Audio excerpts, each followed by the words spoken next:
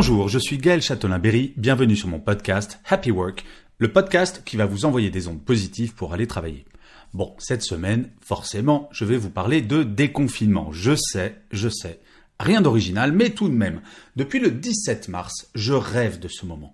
Alors ça valait bien un épisode, non? Je ne sais pas pour vous, mais moi, là, le confinement commence à me peser sévère.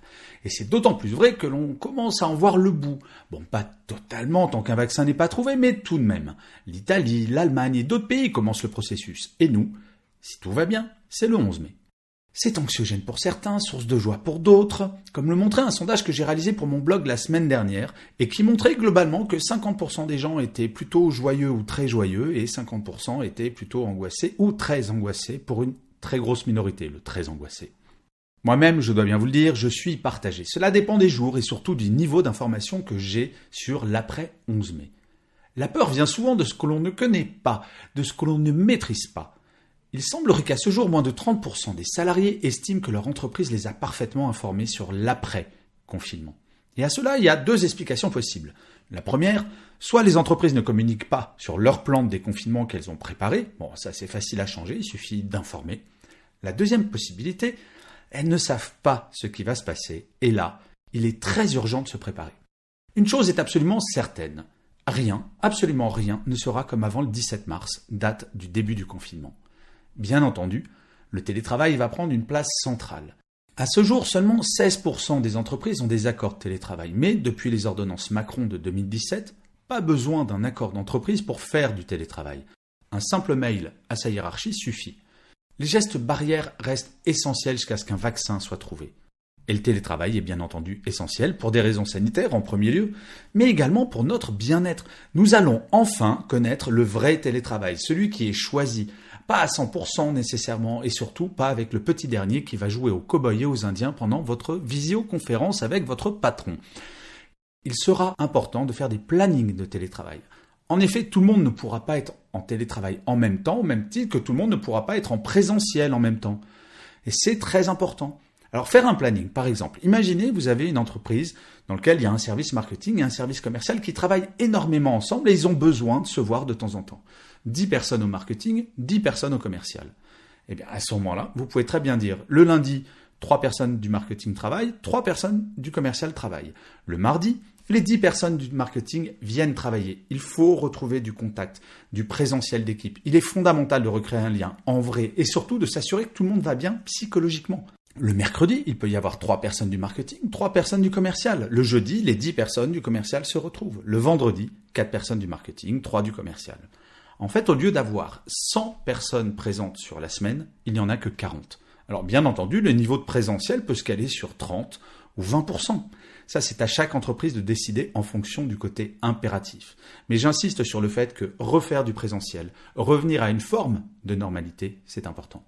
S'organiser, c'est la solution pour réussir le déconfinement. D'ailleurs, au passage, un grand bravo aux entreprises comme Veolia, qui par exemple testent tous ses salariés. Et tous les matins, doivent prendre leur température. Bien entendu, ce n'est pas un passeport pour oublier les gestes barrières, mais cela fonctionne pour faire baisser le niveau d'anxiété, de savoir que son voisin de bureau, a priori, n'est pas contaminé.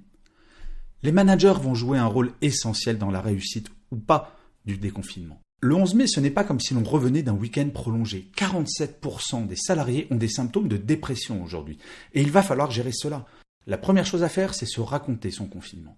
Il faut que chaque membre de l'équipe puisse partager son expérience, sa vision de ces 2 mois, puis parler de ses émotions actuelles, parler de ses craintes et remonter ces craintes vers la hiérarchie. Idéalement, il faudrait faire cette semaine ou dans les jours suivant le déconfinement un bilan social en utilisant des outils numériques extrêmement simples comme Supermood ou Zest. Chaque entreprise doit connaître en priorité l'état psychologique de ses équipes. Il ne faut pas tomber à bras raccourcis sur les équipes pour rattraper le retard. On ne le rattrapera jamais. J'entends beaucoup de salariés qui m'appellent et me disent « Oui, mon patron dit, voilà, il va falloir qu'on mette un gros coup de collier parce qu'il va falloir rattraper les 2 mois perdus. » Très honnêtement, je pense qu'on court à la catastrophe dans les entreprises qui veulent faire ça. L'angoisse des salariés est très forte de se voir mettre une énorme pression. Les entreprises qui vont faire cela courent plusieurs très grands risques. Le premier, c'est la démotivation immédiate des salariés. Prenez l'exemple d'une voiture qui n'a pas roulé depuis des mois. Eh bien écoutez, mieux vaut faire une petite révision avant de faire un long trajet si l'on ne veut pas tomber en panne au bout de 10 km. Il en va de même pour un salarié. Exiger une reprise à 300% comme si rien ne s'était passé, c'est irréaliste et dangereux pour les salariés. La deuxième raison, c'est une explosion des démissions. Un grand nombre de salariés, entre 20 et 30%, veulent changer d'orientation et une entreprise qui ne se montrerait pas bienveillante dès lundi court le risque d'augmenter cette tendance. Aujourd'hui, plus que jamais, nous réalisons que l'humain est au centre de tout, littéralement.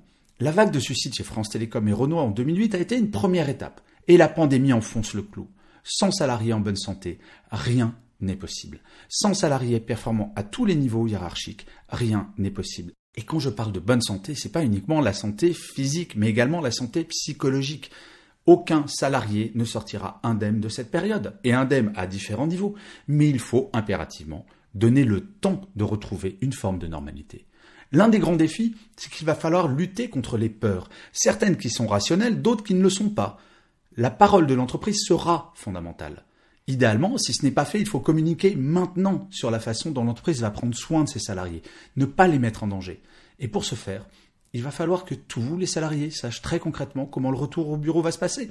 Est-ce que les bureaux seront désinfectés tous les jours? Est-ce qu'ils auront 4 mètres carrés à leur disposition? Est-ce qu'on va leur donner des masques? Est-ce qu'on va remettre en cause le flex office, qui à mon sens est un vrai danger en ce moment?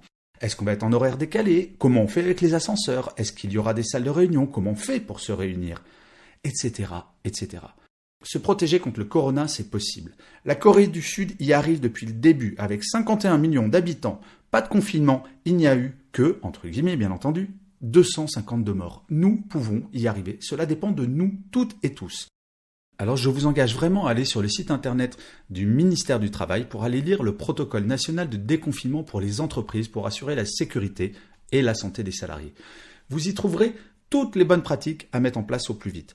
Et la chose importante, c'est qu'il n'y a aucune différence en termes de comportement que votre entreprise se situe en zone rouge, en zone orange ou en zone verte.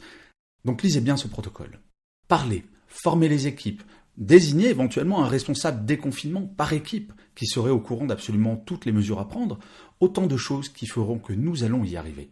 Bien entendu, nous pouvons également écouter les Cassandres qui vont nous expliquer que la fin du monde approche. Qui sait ? Ce dont je suis certain, c'est que l'humanité a toujours trouvé un moyen pour aller de l'avant, pour s'adapter, et ce, depuis la nuit des temps. Oui, la période est compliquée, mais franchement, sans être un spécialiste, quand je vois à quel point certains pays d'Asie arrivent désormais à gérer des épidémies sans se confiner, nous pouvons le faire. Non, je corrige parce que je suis un indécrottable optimiste. Nous allons y arriver. Et comme d'habitude, je finirai cet épisode de Happy Work par une citation. Et cette semaine, j'ai choisi une citation de Périclès qui disait « Il n'est point de bonheur sans liberté, ni de liberté sans courage ». Je vous remercie d'avoir écouté cet épisode de Happy Work. Je vous dis à la semaine prochaine et plus que jamais, prenez soin de vous.